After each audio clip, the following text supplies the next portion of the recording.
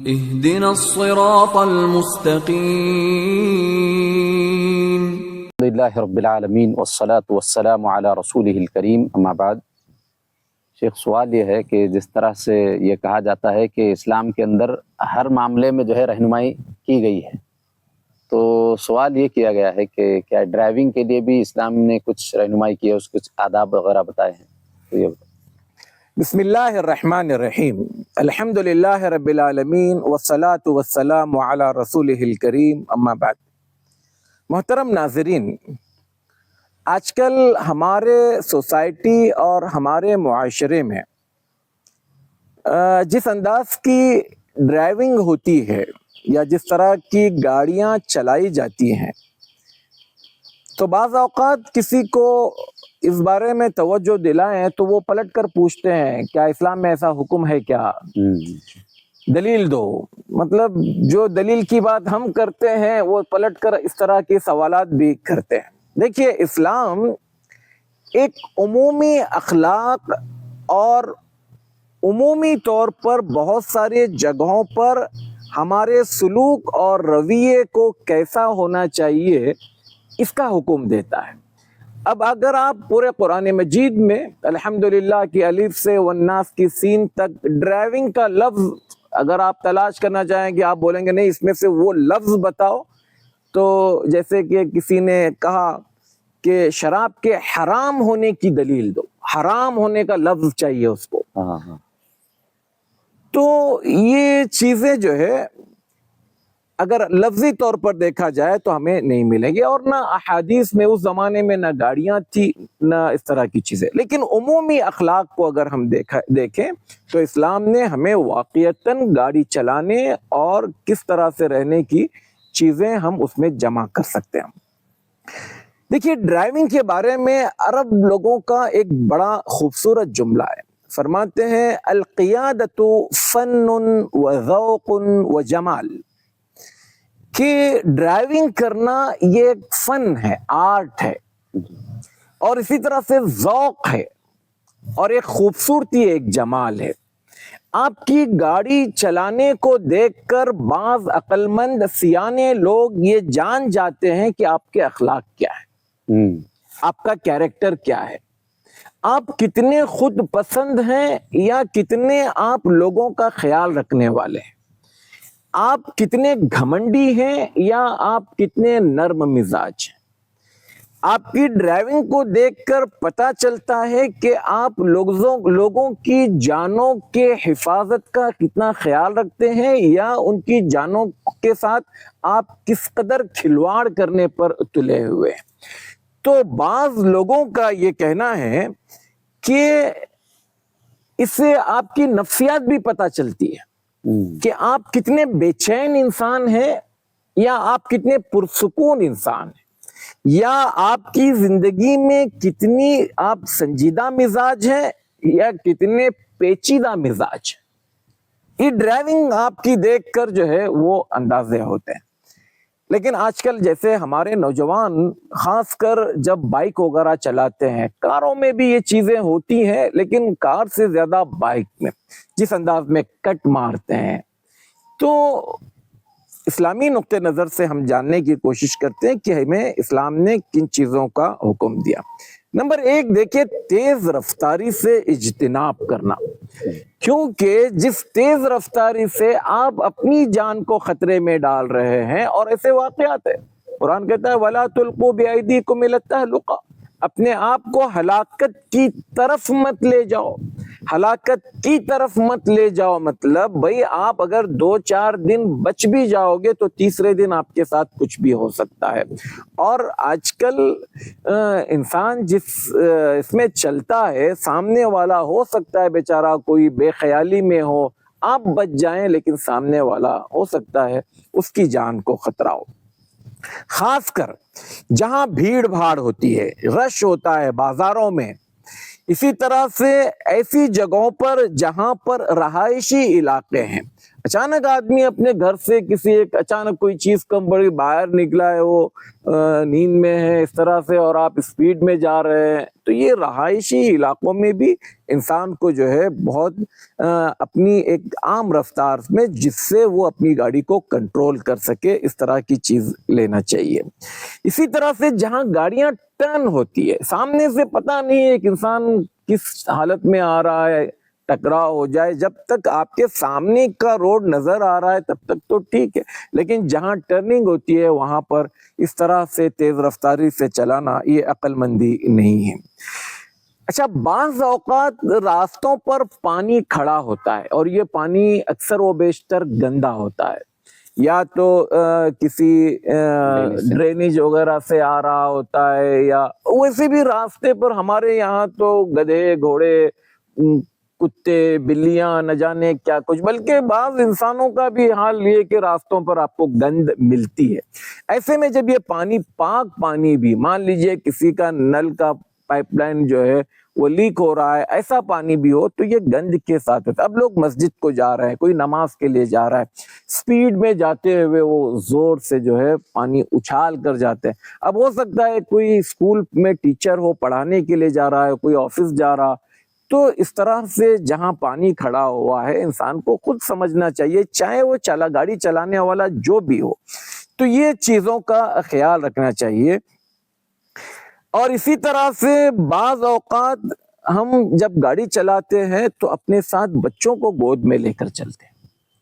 آپ دیکھیں، ایک ہاتھ سے گاڑی چلا رہے ہیں اور ایک ہاتھ سے بچے کو گود میں پکڑے ہوئے ہیں۔ یہ بھئی بچے، ایک تو وہ بچے کی جان خطرے میں ہے، دوسرا آپ دوسروں کی جان کو خطرے میں۔ یہ شوق تھوڑی ہے، گاڑی چلانا یہ آپ کی ضرورت ہے۔ اگر آپ کو اس طرح سے کچھ کرنا ہے تو آپ کھلے میدان میں کریں۔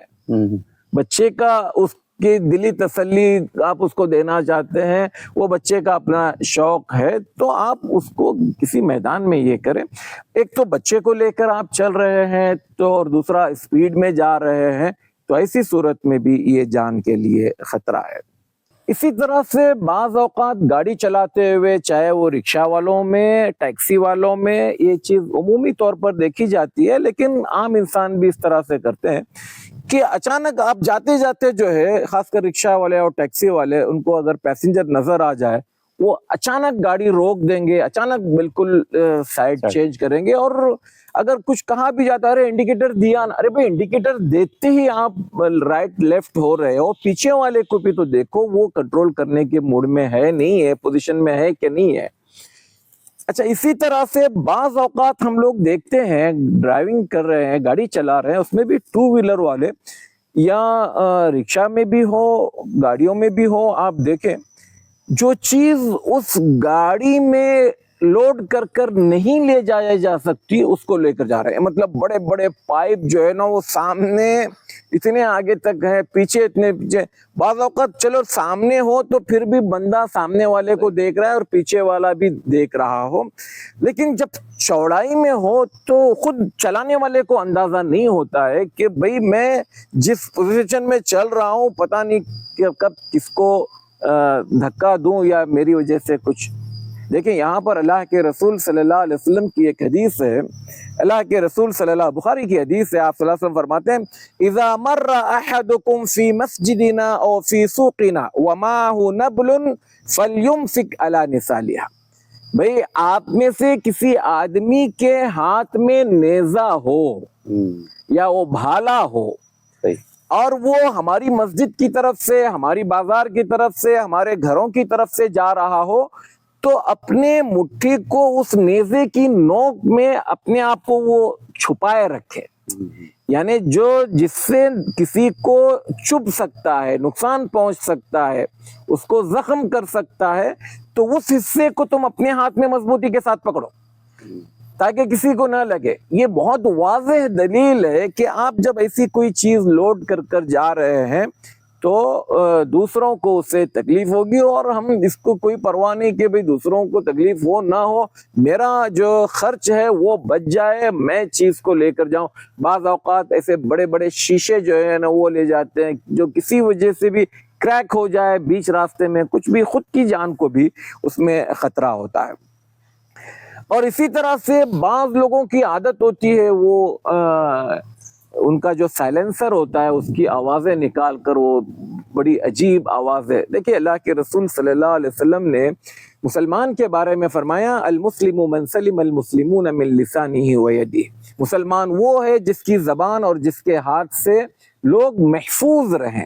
یہاں کہاں لوگ محفوظ ہیں؟ آپ کی آوازیں، اور وہ بھی بعض اوقات اسکولوں کے پاس سے گزر رہے ہیں، ہاسپٹلوں کے پاس سے گزر رہے ہیں، یا ایسی جگہوں سے گزر رہے ہیں جہاں لوگ کاموں میں مشغول ہیں.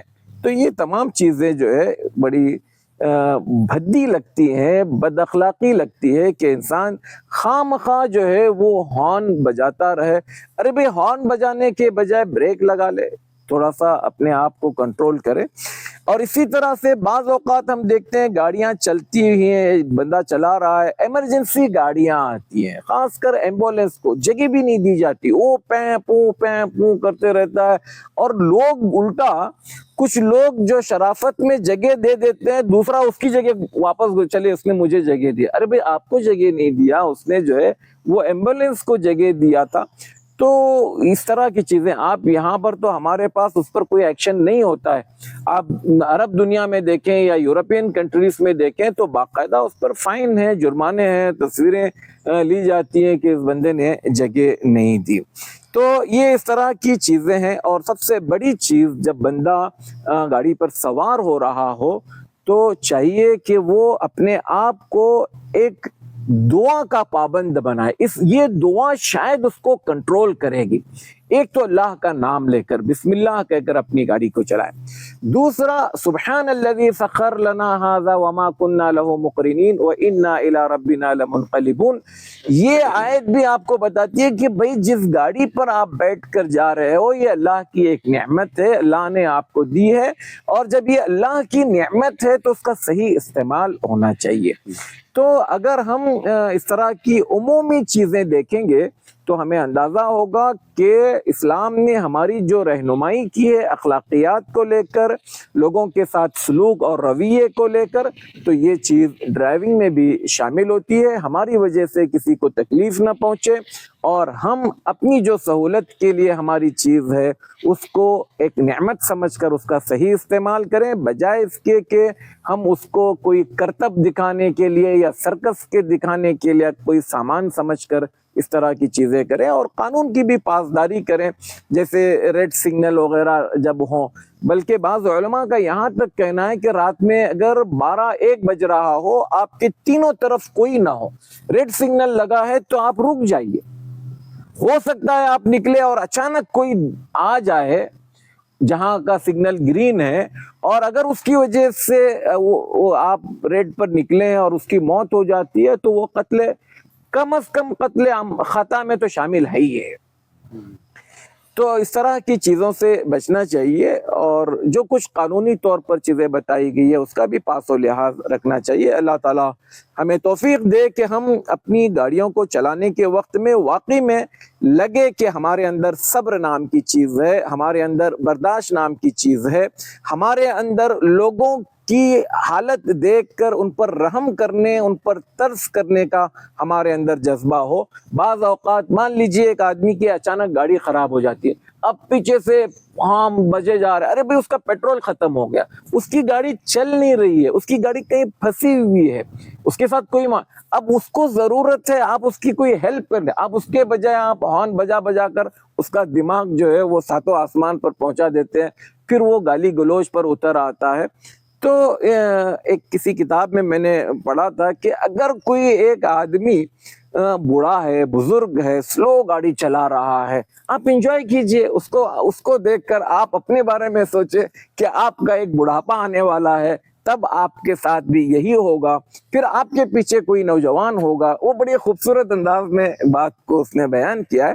تو یہ چیزیں ہمیں سوچنی چاہیے کہ ہم جب گاڑی چلا رہے ہیں تو ہمارے سامنے سارے جو ہے وہ آپ کی طرح شاید کوئی اچھی بھاری گاڑی، نئی گاڑی لے کر نہیں چل رہے. کچھ گاڑیاں پرانی ہیں، کسی کا کچھ مسئلہ ہوتا ہے، کچھ اچانک ٹیکنیکل خرابی آ سکتی ہے، پیٹرول ختم ہو سکتا ہے، اس کو آپ کے مدد کی ضرورت ہوتی ہے، اور اسلام ہمیں یہ تمام چیزیں سکھاتا ہے. اللہ تبارک و تعالی مجھے اور آپ کو کہنے اور سننے سے زیادہ عمل کی توفیق عطا فرمائے. آمین. السلام علیکم ورحمۃ اللہ وبرکاتہ.